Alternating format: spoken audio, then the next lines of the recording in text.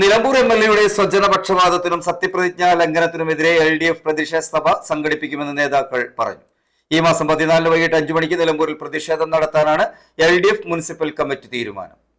നമുക്കറിയാം, നിലമ്പൂർ എംപ്ലോയ്മെന്റ് എക്സ്ചേഞ്ചിൽ തൊഴിലാവശ്യപ്പെട്ടുകൊണ്ട് 10,000-കണക്കിന് വരുന്ന ഉദ്യോഗാർത്ഥികൾ തൊഴിലന്വേഷകരായി നിൽക്കുമ്പോഴാണ് കേരളത്തിലെ UDF സർക്കാരിൻ്റെ പ്രതിനിധിയായ നിലമ്പൂർ MLA സ്വന്തം ലെറ്റർ പേഡിൽ സ്വജനപക്ഷപാതം സ്വീകരിച്ചുകൊണ്ട് KSEBയിലും മാവേലി സ്റ്റോറിലും അതുപോലെ സർക്കാർ സ്ഥാപനങ്ങളിലും തൻ്റെ അനുയായികളെ നിയമിക്കണമെന്നാവശ്യപ്പെട്ടുകൊണ്ട് കത്ത് കൊടുത്തത് ഈ അടുത്ത് പുറത്തായത് നിങ്ങൾക്കറിയാം.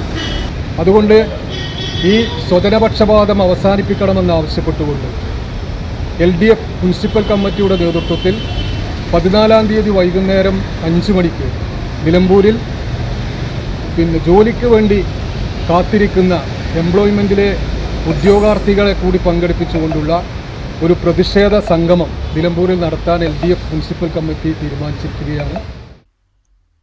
എംപ്ലോയ്മെന്റ് എക്സ്ചേഞ്ചിൽ രജിസ്റ്റർ ചെയ്ത് കാത്തിരിക്കുന്ന ഉദ്യോഗാർത്ഥികളെ വഞ്ചിക്കുന്നതിന് തുല്യമാണ് താൽക്കാലിക ഒഴിവുകളിലേക്ക് സ്വന്തക്കാരെ നിയമിക്കാൻ MLA കത്ത് നൽകിയ നടപടിയെന്നും നേതാക്കൾ പറഞ്ഞു.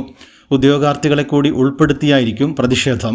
ഇതുമായി ബന്ധപ്പെട്ട് യോഗത്തിൽ കക്കാടൻ റഹീം, T ഹരിദാസൻ, അഷ്റഫ്, മുജീബ് റഹ്മാൻ, സ്കറിയ കിനാത്തോപ്പിൽ, PM ബഷീർ തുടങ്ങിയവർ സംബന്ധിച്ചു.